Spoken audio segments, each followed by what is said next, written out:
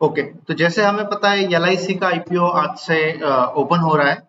तो यहाँ पे एलआईसी का आईपीओ में बेनिफिट क्या है और किस प्रकार से हम अप्लाई कर सकते हैं वो हम देखते हैं यहाँ पे। तो जैसे कि एलआईसी हमें पता है 66% मार्केट शेयर है एलआईसी का। तो बहुत मार्केट लीडर कंपनी है, तो लॉन्ग टर्म या शॉर्ट टर्म के लिए ये कंपनी बहुत अच्छी है रखने के लिए। ठीक है।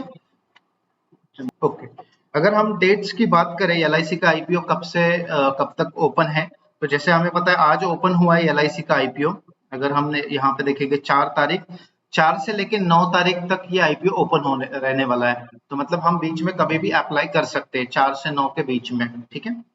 नॉर्मली डीमैट अकाउंट से अप्लाई करते हैं तो सैटरडे संडे को हम अप्लाई नहीं कर सकते। ठीक है, क्योंकि वहां पे मार्केट जो है वो लाइव होना चाहिए, तभी हम डीमैट अकाउंट से अप्लाई कर सकते हैं। नॉर्मली डीमैट अकाउंट से अप्लाई करने का टाइम होता है सुबह 10 बजे से 5 बजे तक। मतलब मार्केट अगर 3:30 बजे बंद भी होता है तो भी हम 3:30 से 5 बजे के बीच में भी अप्लाई कर सकते हैं। ठीक है, सैटरडे संडे डीमैट से नहीं कर सकते, वो रिक्वेस्ट नहीं लेता है डीमैट अकाउंट में। दो मेथड होते हैं अप्लाई करने के। मतलब वैसे तो 3 मेथड होते हैं। एक तो डीमैट अकाउंट के थ्रू अप्लाई किया जाता है, दूसरा मेथड होता है ऑनलाइन बैंकिंग के पोर्टल से भी अप्लाई किया जाता है, उसको एसबा से बोलते हैं, application supported by block amount.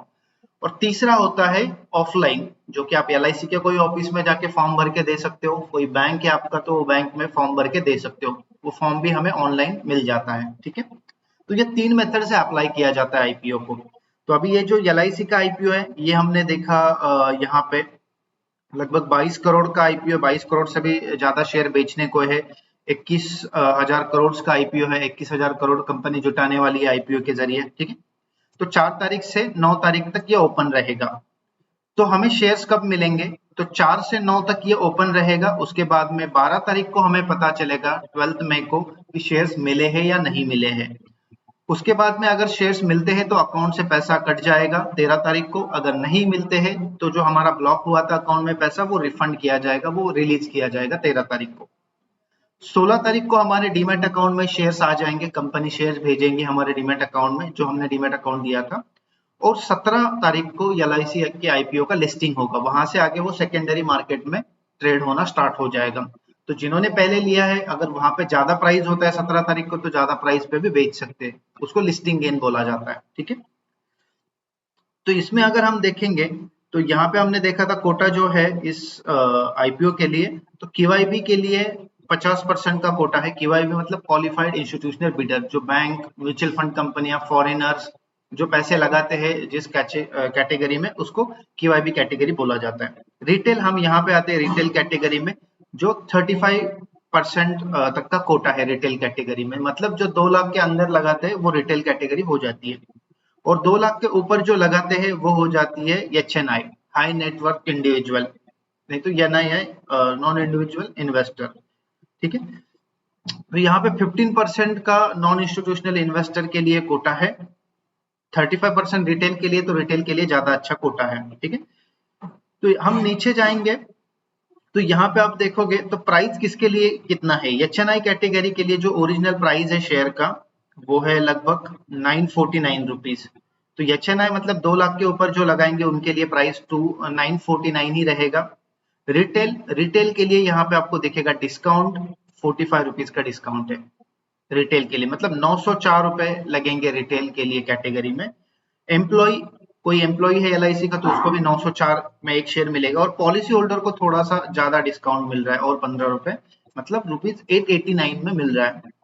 पर पॉलिसी होल्डर कैटेगरी के लिए आपको 28 फरवरी के पहले आपका जो डीमैट और पैन कार्ड और एलआईसी ये मैच करना जरूरी था। ठीक है, दूसरा, अगर आपका पॉलिसी होल्डर हो, पॉलिसी है आपके पास 13 फरवरी के पहले, तो ही आप यहाँ पे अप्लाई कर सकते हो। पॉलिसी अगर आपने अभी निकाली है मार्च में, अप्रैल में, तो आप यहाँ पे अप्लाई नहीं कर सकते, ये कैटेगरी में एलिजिबल नहीं रहोगे। ठीक है, तो जिनके पास एलआईसी का पॉलिसी नहीं है वो रिटेल कैटेगरी में अप्लाई करेंगे, और जिनके पास एलआईसी का पॉलिसी है और वो पॉलिसी 28 फरवरी के पहले लिंक किया हुआ है पैन कार्ड और एलआईसी, तो वो यहाँ पे पॉलिसी होल्डर कैटेगरी में अप्लाई करेंगे। ज्यादा फर्क कुछ नहीं है, रिटेल में लगाओगे तो भी 15 रुपए का ही फर्क है, ऐसे कुछ ज्यादा डिफरेंस है नहीं यहाँ पे। ठीक है, तो इस प्रकार से ये अमाउंट है यहाँ पे।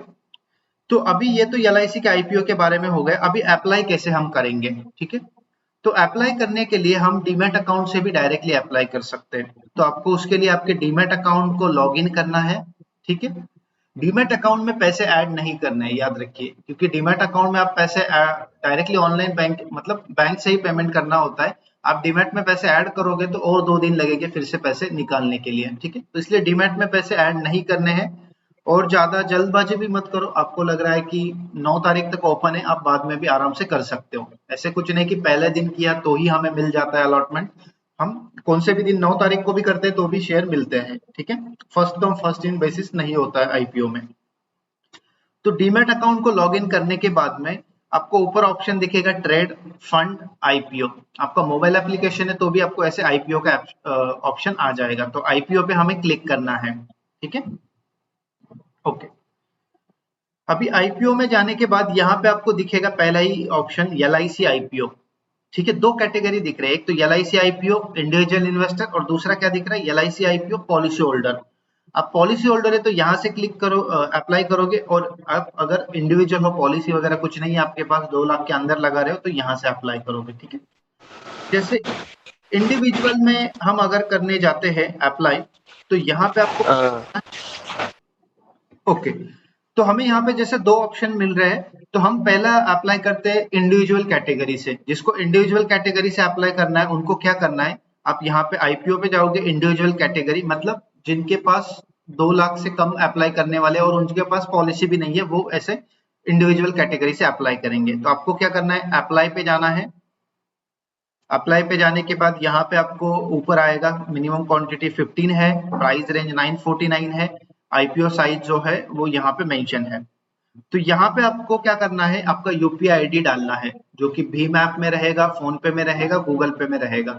आपके प्रोफाइल में आपका आईडी होता है, नॉर्मली फोन पे का होता है मोबाइल नंबर @YBL ऐसे, गूगल पे का और भीम का रहेगा नॉर्मली ईमेल आईडी होता है @axis ओके ऐसे आईडी रहेगा आपका। आपको वो फोन पे या गूगल पे में मिल जाएगा, वो यहाँ पे डालना होता है। तो क्या होता है, फोन पे रिक्वेस्ट आएगा वो आईडी डालने पर, ठीक है।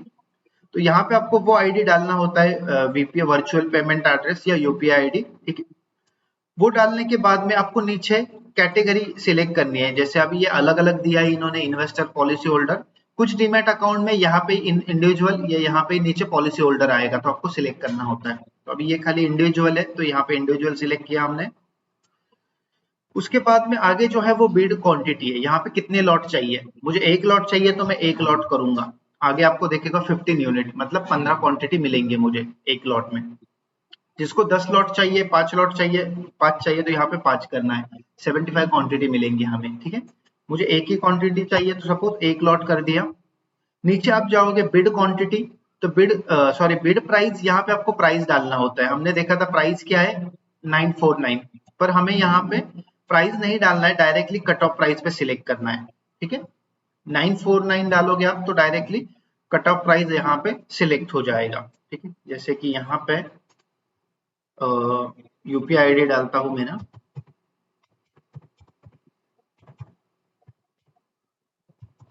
ओके। तो यहाँ पे आपका यूपीआई आईडी डालो, यहाँ पे आपका हर एक का अलग अलग रहेगा यहाँ पे, ठीक है। सबका सेम नहीं होता है। यहाँ पे आपको कैटेगरी सिलेक्ट करनी है, इंडिविजुअल कैटेगरी। यहाँ पे कितने लॉट चाहिए, 1 लॉट चाहिए, 2 लॉट चाहिए, वो सिलेक्ट करना है। और नीचे प्राइस नहीं डालना है, डायरेक्टली कट ऑफ पे सिलेक्ट करना है। यहाँ पे कट ऑफ का फायदा क्या होता है कि यहाँ पे 2 प्राइस बैंड दिए हुए आपको दिख रहा है, 902 949। तो अगर LIC का आईपीओ ओवर सब्सक्राइब होता है तो कंपनी जो है वो प्राइस 949 रखती है। तो जिन्होंने कम इस पे लगाया था 902, उनके एप्लीकेशन रिजेक्ट हो जाएंगे, उनको शेयर नहीं मिलेंगे। और आईपीओ अंडर सब्सक्राइब हो जाता है तो कंपनी जो प्राइस बैंड है वो 902 रखती है, कम वाला, ठीक है। तो सबको शेयर 902 से मिल जाएंगे। पर अगर आपने डायरेक्टली प्राइस ही डाला 949 और कंपनी का तय हो गया 902, तो आपको हाईयर प्राइस पे ही मिलेगा, ठीक है। इसलिए हमें कट ऑफ करना है। कट ऑफ का मतलब होता है जो कंपनी डिसाइड करे वो प्राइस पे हमें मिल जाएगा। अगर ओवर सब्सक्राइब हुआ तो हाईयर प्राइस में मिलेगा, अंडर सब्सक्राइब हुआ तो लोअर प्राइस पे हमें मिल जाएगा, ठीक है। तो इस तरह से हमें यहाँ पे कट ऑफ सिलेक्ट करना है। हर एक आईपीओ में हमें यहाँ पे प्राइस नहीं डालनी होती, हम डायरेक्टली यहाँ पे कट ऑफ ही सिलेक्ट करना होता है, ठीक है। उसके नीचे आपको ऑप्शन मिलेगा और ऐड अनदर बिड। अगर किसी को लग रहा है मुझे और एक बिड लगानी है तो यहाँ से वो और एक कर सकते हैं। नॉर्मली यहाँ पे आप लॉट डाल सकते हो कितने शेयर चाहिए आपको वो, पर अलग से भी आपको बिड डालनी है तो यहाँ पे ऐड करके यहाँ पे आप ऑप्शन करोगे जैसे कि मुझे और चाहिए एक, पर अभी ये वाला जो चाहिए मुझे क्या चाहिए, एक कम प्राइस बैंड पे चाहिए 902 पे, तो मैं यहाँ पे 902 भी डाल सकता हूँ। ठीक है, मतलब अलग अलग ऐसे प्राइस आप एक लॉट के लिए कट ऑफ, एक लॉट के लिए 902, दूसरे लॉट के लिए अलग प्राइस, ऐसे आप डाल सकते हो। ठीक है, पर बेटर होता है कि आप डायरेक्टली जाके एक ही इसमें ऐड करो। तो ये निकाल दिया हमने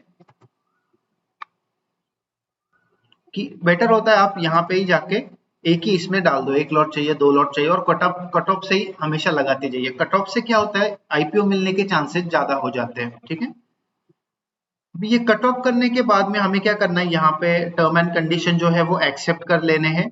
उसके बाद हमने क्या क्या किया, आईपीओ यहाँ पे हमारा जो यूपीआई आईडी है वो डाला है, उसके बाद में कैटेगरी सिलेक्ट की है, कितने लॉट चाहिए, कट ऑफ प्राइस सिलेक्ट किया है। ठीक है, बहुत ही सिंपल है, कुछ डिफिकल्ट है नहीं। लास्ट में जाके हमने कंटिन्यू पे क्लिक किया। तो कंटिन्यू पे क्लिक करने के बाद यहाँ पे आपको आएगा अमाउंट कितना लग रहा है, तो आपको दिखेगा यहाँ पे इंडिविजुअल कैटेगरी से हम अप्लाई कर रहे हैं, यहाँ पे हमारा आईडी आया हुआ है, और यहाँ पे आपको दिखेगा अमाउंट पेबल कितना है, तो ये यहाँ पे आया है। तो हमें नेक्स्ट होता है कंफर्म एंड अप्लाई, तो हम कंफर्म एंड अप्लाई पे क्लिक करेंगे। तो अभी क्या हुआ है, हमारे जो फोन पे गूगल पे है उस पे एक लिंक आएगा कि पेमेंट के लिए, क्योंकि यहाँ पे आपको दिखेगा वो एक्सेप्ट करना है हमें पेमेंट का लिंक, तो वो प्रोसेस हो जाएगा। और एक्सेप्ट करते टाइम जो बैंक हमने डीमैट अकाउंट को लिंक किया है वही बैंक से पेमेंट करना है, नहीं तो एप्लीकेशन रिजेक्ट हो जाएगा। जैसे कि आपके दो बैंक है, एक्सिस बैंक, एचडीएफसी, आपका डीमैट को एचडीएफसी बैंक ही लिंक है, तो वहां पे आपको एचडीएफसी बैंक से ही वो पेमेंट करना है। ठीक है, दूसरे बैंक से आपके कर दिया क्योंकि पैसा आपके दूसरे बैंक में था तो रिजेक्ट हो जाएगा एप्लीकेशन। ठीक है, जो बैंक डीमैट को लिंक है उससे ही पेमेंट करना होता है। ठीक है, तो ऐसे सिंपल प्रोसेस है, इस तरह से ये अप्लाई हो जाएगा। ठीक है, क्या किया हमने, जाके यहाँ पे एप्लीकेशन कर दिया, फिर वहां पे यूपीआई आईडी डाला, तो अभी ये यूपीआई आईडी पे रिक्वेस्ट आएगा, वो एक्सेप्ट कर दिया, तो यहाँ पे आएगा कंप्लीट, हमारा एप्लीकेशन कंप्लीट हो गया। यहाँ पे आपको दिखेगा हमारा ऐप, और अब बाद में जाके व्यू पे क्लिक करोगे तो यहाँ पे आपको दिखेगा पेमेंट डिटेल जो है वो पेंडिंग है। क्यों, क्योंकि मैंने अभी तक जो फोन पे रिक्वेस्ट आया वो एक्सेप्ट नहीं किया। वो कभी कभी थोड़ा टाइम भी लेता है रिक्वेस्ट आने के लिए। ठीक है, इमीडिएटली नहीं आता, कभी कभी 15 मिनट, 5 मिनट या आधा दो 1-2 घंटे भी लग जाते हैं। ठीक है, वो रिक्वेस्ट आने के बाद हमें यहाँ पे एक्सेप्ट करना है, तो यहाँ पे स्टेटस आएगा एक्सेप्टेड बाय इन्वेस्टर, जो पेंडिंग स्टेटस है वो एक्सेप्टेड बाय इन्वेस्टर आ जाएगा। ठीक है, अब बाद में भी कभी भी लॉगिन करोगे तो यहाँ पे माय आईपीओ में जाके आप चेक कर सकते हो मैंने जो अप्लाई किया था उसमें क्या हुआ है। ठीक है, तो इस प्रकार से हम आईपीओ के लिए अप्लाई कर सकते हैं। ये एलआईसी का आईपीओ हो गया, ऐसे कौन से भी आईपीओ के लिए हम अप्लाई कर सकते हैं। बाद में अगर आपको लगता है कि मुझे कैंसिल करना है तो यहाँ पे डिलीट एप्लीकेशन है, आप बीच में कैंसिल भी कर सकते हो और फिर से अगेन दूसरा रिक्वेस्ट डाल सकते हो। ठीक है, तो इस तरह से ये एलआईसी के आईपीओ को अप्लाई किया जाता है, बहुत सिंपल तरीके से अप्लाई हो जाता है, तो इतना कुछ डिफिकल्ट है नहीं। और ये आईपीओ लॉन्ग टर्म के लिए भी अच्छा है और शॉर्ट टर्म के लिए भी अच्छा है, क्योंकि डिस्काउंट मिल रहा है, तो अगर है वहीं पे भी खुलता है तो भी हमें अच्छा खासा लिस्टिंग गेन हो सकता है, और ऊपर भी ज्यादा जाता है अगले लॉन्ग टर्म में तो भी हमें अच्छा वहां पे मुनाफा हो जाएगा। ठीक है, तो यहाँ पे हर एक ने आईपीओ के लिए अप्लाई करना चाहिए, और ज्यादा रखो कि लॉन्ग टर्म के लिए रखा जाए, ऐसे आप देख सकते हो। ठीक है, क्योंकि ये इंडिया की सबसे बड़ी एलआईसी इंश्योरेंस सेक्टर की कंपनी है, तो यहाँ पे बहुत पैसे बनने के चांसेस है आगे चल के। ठीक है, तो आई होप आपको क्लियर है कि कैसे लगाना है। फिर भी कुछ क्वेरी है तो आप व्हाट्सएप पे मैसेज कर सकते हो, वहां पे आपको सजेस्ट किया जाएगा। ठीक है, ओके।